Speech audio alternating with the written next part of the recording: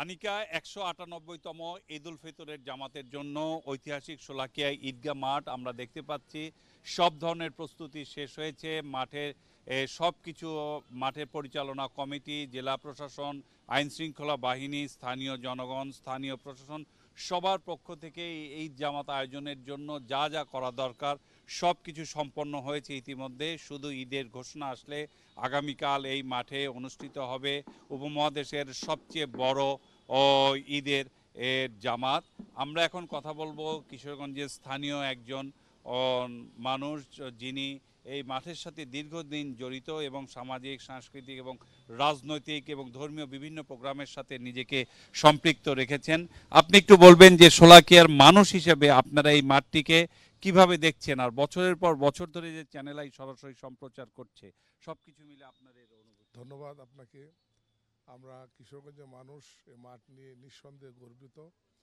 বাংলাদেশের তথা উপমহাদেশের সর্ববৃহৎ ঈদগাহ মাঠ এটা। এখানে আগামীকালকে অথবা পরশু ঈদের ঘোষণা আসার সাথে সাথেই ১৯৮তম জামাত এখানে অনুষ্ঠিত হবে।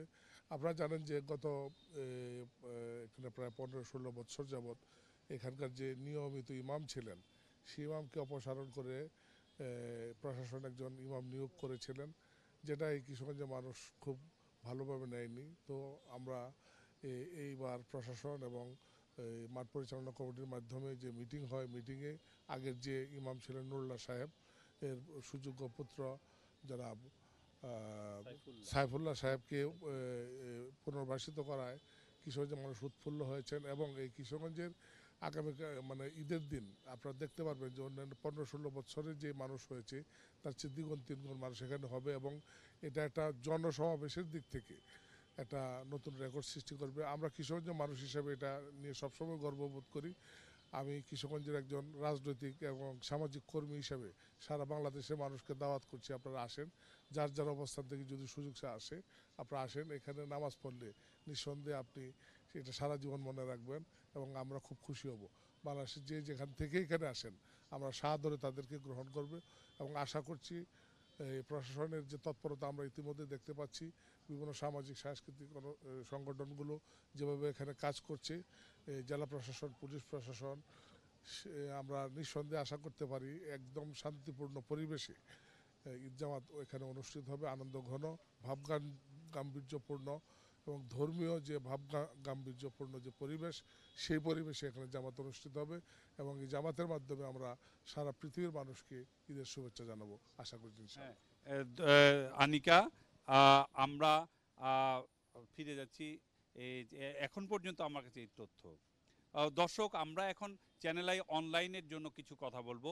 এই যে শোলাকিয়া মাঠ, এত বছরের পুরনো যে শোলাকিয়া মাঠ, কিভাবে শোলাকিয়া মাঠ জনশ্রুতি আছে বা বলা হয়ে থাকে একসঙ্গে সোয়া লাখ মুসল্লি একবারে নামাজ আদায়ের কারণে, বহু বছর আগে একসাথে সোয়া লাখ মুসল্লি এই মাঠে নামাজ আদায়ের কারণে এই মাঠের নাম হয়েছিল সোয়া লাখিয়া।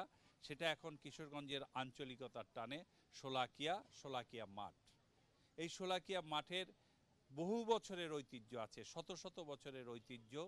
সেই ঐতিহ্যের মধ্যে অনেক কিছু আছে, তার মধ্যে অন্যতম আছে রোদে পুড়ে যেরকম নামাজ আদায়ের নজির আছে, বৃষ্টিতে ভিজেও নামাজ আদায়ের নজির আছে।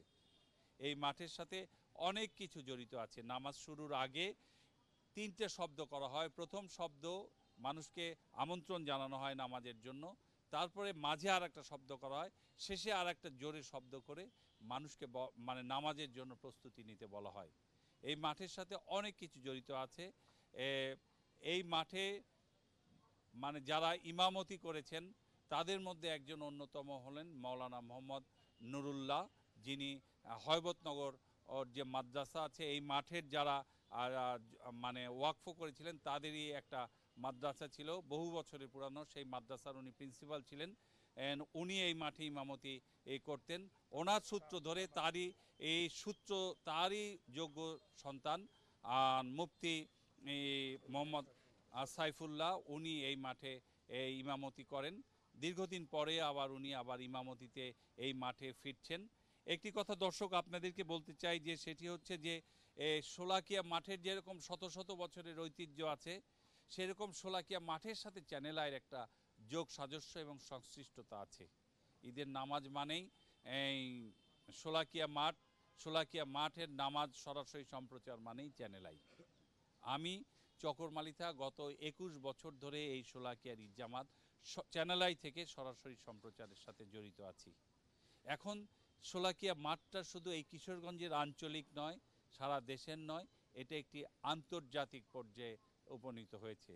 যারা এই মাঠে নামাজ পড়তে আসতে চান ঢাকা থেকে, অনেকেই এখন এই চ্যানেল আইতে সরাসরি সম্প্রচার দেখে দেশে বিদেশে অনেকেই এই মাঠে নামাজ পড়ার জন্য আসেন, আগের দিন থেকে আসেন।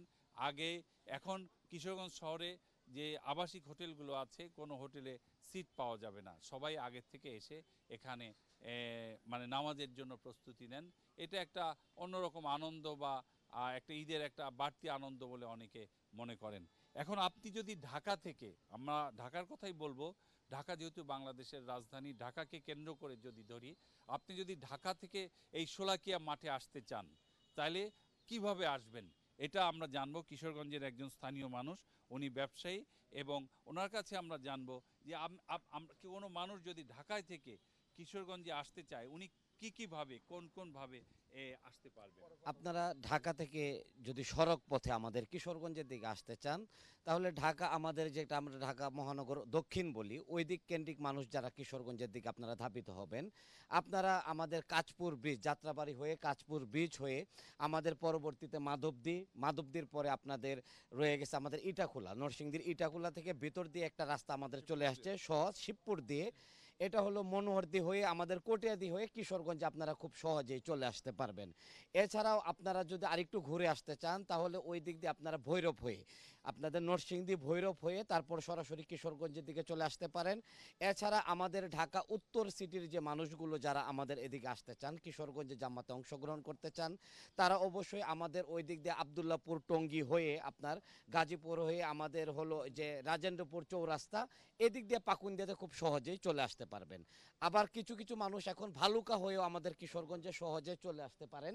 এটা হলো আপনারা ঢাকা থেকে সরাসরি গাজীপুর পের হয়ে ভালুকার ভিতর দিয়ে একটা রাস্তা ভালো। আর ট্রেনে আসতে হলে তো ঈদের দিন স্বাভাবিক অর্থে ঈদের জন্য দুটি স্পেশাল ট্রেন থাকে আমাদের এই ঈদগার জন্য, একটি ভৈরব থেকে আর একটি ময়মনসিংহ থেকে। ঢাকা থেকে আসলে ঈদের দিন কোনো সরাসরি ট্রেন আমাদের কিশোরগঞ্জের জন্য রাখা হয় না, বন্ধই থাকে। তো সড়ক পথে যারা এভাবে আসতে চান ওই দিক দিয়ে ভালুকা হয়ে হোসেনপুর গফরগাঁও হয়ে আমাদের এখানে। ধন্যবাদ। আসলে কিশোরগঞ্জে এখন যারা সড়ক পথে কিশোরগঞ্জে আসতে চান ঢাকা থেকে, অনেক কয়টা প্রায় 4টা-5টা ওয়ে আমরা দেখলাম। কিশোরগঞ্জে যেসব হোটেল আছে, এখানে কিশোরগঞ্জে একজন হোটেল ব্যবসায়ী, ওনার সাথে একটু কথা বলবো। আপনি তো দীর্ঘদিন যাবৎ কিশোরগঞ্জে হোটেল ব্যবসার সাথে জড়িত। কিশোরগঞ্জে এখন এই মুহূর্তে আবাসিক হোটেল কয়টি? ধন্যবাদ চ্যানেল আইকে, ধন্যবাদ চকর মালিতাকে। দীর্ঘ 21 বছর যাবৎ আপনার সাথে আমরাও সেবা দিয়ে আসছি হোটেল মালিক হিসাবে। আপনাকে আপনার পরিবার পরিজন নিয়ে ব্যস্ততার মধ্যেও প্রতি ঈদে আপনি এই পরিবার ছাড়া আপনাদের শোলাকিয়া মাঠকে বিশ্বে মানচিত্রে ধারণ করার জন্য আপনি অত্যন্ত পরিশ্রম করেন। সেই জন্য আমরা কিশোরগঞ্জবাসীর পক্ষ থেকে আপনাকে এবং আপনার চ্যানেলকে আন্তরিকভাবে ধন্যবাদ জানাই। কিশোরগঞ্জে বর্তমানে আবাসিক হোটেলের সংখ্যা প্রায় 50, রেস্টুরেন্টও ছোট বড় মিলে শহরের ভিতরে 100। ঈদের সময় আমরা প্রত্যেকে আমাদের প্রশাসন থেকেও নির্দেশনা দেওয়া আছে, কোনো মুসল্লি বাহির থেকে নামাজ পড়ে আসার জন্য আসলে তাদেরকে ব্যবস্থা করা আমরা যথেষ্ট পরিমাণ ব্যবস্থা আছে, সমস্যা হয় না ইনশাল্লাহ, অতীতে হয় না, ভবিষ্যতে হবে না, আমাদের সকল প্রস্তুতি আছে। ঈদের সময় একটা বাড়তি চাপ ইদানিং লক্ষ্য করা যাচ্ছে। বাড়তি চাপও আছে, আমরা আবার ঈদের সময় বাড়তি কোনো ভাড়া বা আমরা অনেকেই ফ্রি সার্ভিস, ফ্রি পানির ব্যবস্থা, বিভিন্ন খাবারের ব্যবস্থা প্রশাসন এবং স্থানীয় লোকজন করে থাকি। আমরা এখানে কথা বলবো যিনি একজন ব্যারিস্টার, কিশোরগঞ্জের স্থানীয় মানুষ। আপনি তো ঢাকায় থাকেন, ব্যারিস্টারি পেশার সাথে জড়িত। আপনি বলেন যে এই যে ঈদের জন্য নামাজ আদায়ের জন্য আপনি কিশোরগঞ্জে এসেছেন, আপনার কাছে কি মনে হয়? আপনি তো দেশে বিদেশে পড়াশোনা করেছেন, শোলাকিয়া মাঠটা কি আপনাদের জন্য একটা পরিচিতির অন্যতম একটা জায়গা কিনা? জি, অবশ্যই। আপনাকে ধন্যবাদ। এটা আসলে আমাদের অস্তিত্বের একটা অংশ, আমাদের জীবনে একটা অস্তিত্বের একটা অংশ হয়ে গেছে। আমরা যে ছোটবেলাটা আমরা এখানে এই মাঠে একসময় ফুটবল খেলতাম, এই মাঠকে কেন্দ্র করে আমরা বড় হয়েছি। দেশ বিদেশ যেখানেই যাই এখানের সাথে যে আমাদের নারীর বন্ধন, নারী আত্মার যে সম্পর্ক, সেই জন্য আমরা প্রত্যেকবারই ফিরে আসি। আগে এরকম ছিল না, যেটা জাতীয় এবং আন্তর্জাতিকভাবে এই জিনিসটা এত সুপরিচিত ছিল না। কিন্তু এখন যে একটা ঐতিহ্যবাহী এই যে চ্যানেল আইয়ের সুবাদে এবং এখানে যে একটা বিশেষভাবে যে ঈদ জামাত হয়, এই কারণে এটা জাতীয় এবং আন্তর্জাতিকভাবে একটা বিশেষ পরিচিতি পেয়েছে। এই জন্য আমরা চ্যানেল আইয়ের কাছে আমরা কৃতজ্ঞ যে আমাদের জেলাটাকে আপনারা বিশেষভাবে সারা পৃথিবীর মানুষের সামনে তুলে ধরেছেন। আর যে জিনিসটা বলতে চাই, কিশোরগঞ্জ একটা ঐতিহ্যবাহী রাজনৈতিকভাবে অত্যন্ত গুরুত্বপূর্ণ জেলা।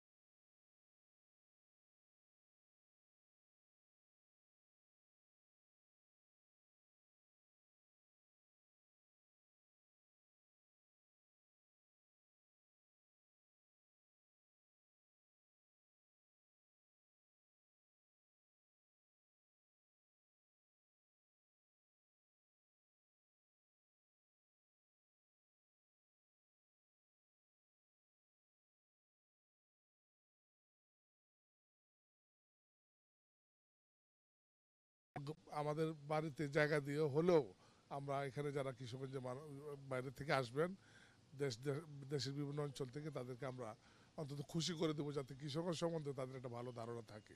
বৃহত্তর এই জামাতে নামাজ আদায়ের জন্য ঢাকা থেকে একজন শিশু এসেছে। তুমি বলো, তুমি কি এখানে নামাজ পড়েছো এর আগে কখনো? কোনোদিন না। কোনোদিন না। এবার যে তুমি নামাজ আদায় করবে, তোমার অনুভূতি কি? কেমন লাগছে তোমার কাছে? অনেক ভালো লাগছে। খুব ভালো লাগছে। তোমাকে ধন্যবাদ।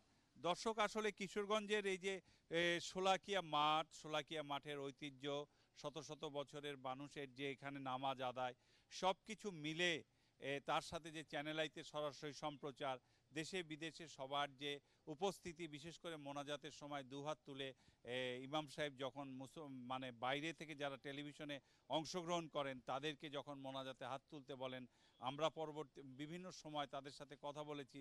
অনেক মানুষ সন্তুষ্ট হন যে ইমাম সাহেব হাত তুলে মানে টেলিভিশনের দর্শকদের জন্য দোয়া চান। এটাই আসলে বড় ব্যাপার। নামাজ শুরু হবে এখানে সকাল 10টায় এবং চ্যানেল আইতে সরাসরি সম্প্রচার শুরু হবে ঠিক 9টা 40 মিনিট থেকে। আর যেটি বলছিলাম যে মোনাজাত, সেই কাঙ্ক্ষিত মোনাজাত মুফতি সাইফুল্লাহর আর যে মোনাজাত, সেই মোনাজাতে আপনারা আগামীকাল যদি ঈদ হয়, সেই ঈদে আপনারা ঈদের যে নামাজ হবে, নামাজ শেষে যে মোনাজাত হবে, মোনাজাতে আপনারা শরিক হবেন। এবং আমরা এটা বলতে পারি যে এই মাঠে যে লাখ লাখ মুসল্লি থাকবেন, তাদের সাথে আমাদের ইমাম সাহেব চ্যানেল আইয়ের দর্শকদের জন্য, যে যেখানে থাকেন তাদের জন্য দুহাত তুলে দোয়া করবেন। আপনিও হইতে পারেন সেই এই সুযোগে, যে একসাথে এই সুযোগে মাঠে না আসতে পারলেও চ্যানেল আইয়ের মাধ্যমে হাত তুলে, লাখ লাখ মানুষের সাথে হাত তুলে আপনারা দোয়া চাইতে পারেন। তবে এখানে যারা স্থানীয় জনগণ আছেন তাদের সাথে আমরা কথা বলে জেনেছি এই যে ভালো আবহাওয়া, পরিবেশ এবং এবারকার সব কিছু মিলে, সাম্প্রতিক অবস্থা সব কিছু মিলে এবার অন্য যে কোনো বারের তুলনায়, অতীতের যে কোনো বারের তুলনায় এবার মুসল্লিদের উপস্থিতি অনেক অনেক বেশি হবে এবং সেই প্রত্যাশা করা হচ্ছে। এবং সেই প্রত্যাশা, সেই আগামীকালের দেখার জন্য আমরা অপেক্ষা করব। চ্যানেল আই অনলাইনের যারা দর্শক আছেন তাদেরকে আমরা আপাতত এই পর্যন্তই আমরা তাদের কাছে জানাতে চাই। পরবর্তীতে আমরা এই মাঠের যিনি ইমাম, তাকে নিয়ে আমরা একটি লাইভ করার চেষ্টা করব। উনি চ্যানেল আইয়ের সাথে কথা বলবেন, দীর্ঘদিনের সম্পর্ক আছে ওনার সাথে চ্যানেল আইয়ের। উনি চ্যানেল আইয়ের সাথে কথা বলবেন।